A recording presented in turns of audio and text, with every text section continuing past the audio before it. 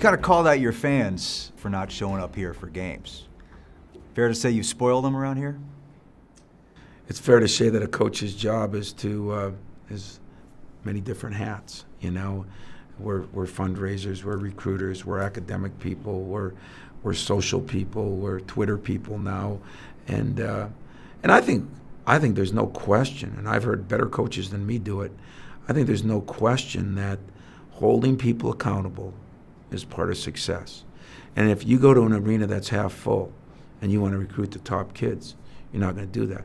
And then when it never happens here, and all of a sudden it happens, and there's probably a couple good reasons on that specific day, but that's part of having a great program. I've made no bones about it. We didn't win 53 or 4, whatever we won in a row that one year, the one set of years that set records in the Big Ten. We didn't do that because we were the best team. I think of those 54, I bet our fans won 10 of them. And I think you came from a place, I know you were one of those goofy guys that's hanging over that. Never, yeah, no video evidence. I know you painted your face and all that. You can appreciate that. They don't win 107 games there just because they're good all the time. I mean, fans help you win games. And I always make the statement that a player-coach team is better than a coach-coach team. I think when you have a group of people that take ownership in something, it's better. Fans are included. So you turn 60 next year? Is that right? I'm 58 now. I got a couple years. You got a year and a half, but it's coming. Yeah. It's coming. Makes a man think to get at this stage of his life? You know, I always look at it, if I go by how I act, I'm probably 20. If how I look, I'm probably 80.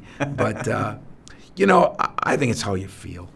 I've always believed that. I mean, I don't plan on being Judd Heathcote coaching until I'm 68. I mean, God love him, but I think that was that era. You know, we got a couple guys left that are coaching, I want to enjoy some of my life in other ways too, and my family probably deserves that. But so you're not going to 70? Not going to 70, but I don't plan on retiring right now either. I think I got a lot of things to accomplish yet, and a couple of things that I'd really like to accomplish here. And right now we're in a unique spot here. You know, we've got an AD, Mark Hollis, who was my roommate here when I was a GA, and then Mark D'Antonio was a guy I was involved with in the hiring, and we have an incredible bond. And right now, we were both having a lot of success until I blew that the other night, but we really are having a lot of success. How many places do you know that can have football and basketball success at the same time? It's few and far between, although you've become a football school now at Duke, I think. But it really doesn't happen, and they've had like 3 of the last 4 years, they've been 10, 11 win seasons. You know, we were the number 1 ranked team in the country, and I'd like to see 4, 5, 6 years of that and maybe build something here that is bigger than a basketball.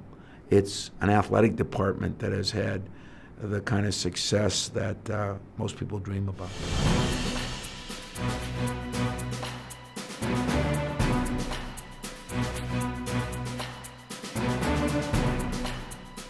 It's hard to believe that it's been coming up on 14 years since you guys won the national championship. You've had several bites at the Final Four apple, and you've talked about how that motivates you to get into that smaller club of guys who've won more than one. If that doesn't happen, if you don't get that second one, would there be a part of you that when it did come time to leave the profession would feel unfulfilled?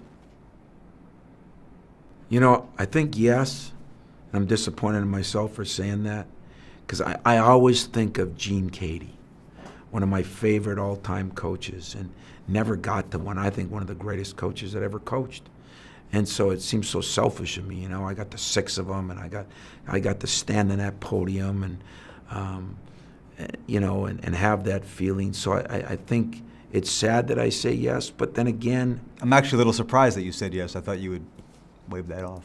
Yeah, no, because I think when you do get there, it's like so great that I want other players, I want new alums of Michigan State, I want people to enjoy what I got to enjoy. And it's, I mean, the one thing that I learned from Magic Johnson when I was a GA here is the camaraderie that a championship team has. You know, you think of one team left standing of 347. It does last a lifetime. Now, those other ones are great, but there's something about when Cleves and his crew come back, or if he gets an award, or Morris Peterson or Andre Hudson opens a business, they all come back. I mean, to a T, that's all of them. That's my greatest enjoyment of this job, is seeing the players come back, because that means they had fun when they were here and respected what you did. Well, listen, Tom, it's always a pleasure talking to you and being with you and watching you work, and you're a tremendous asset to this sport and to college basketball. And as someone who works in that sport, I thank you for that, and I thank you for your time. And I thank you. I appreciate the interview. Thanks, Tom.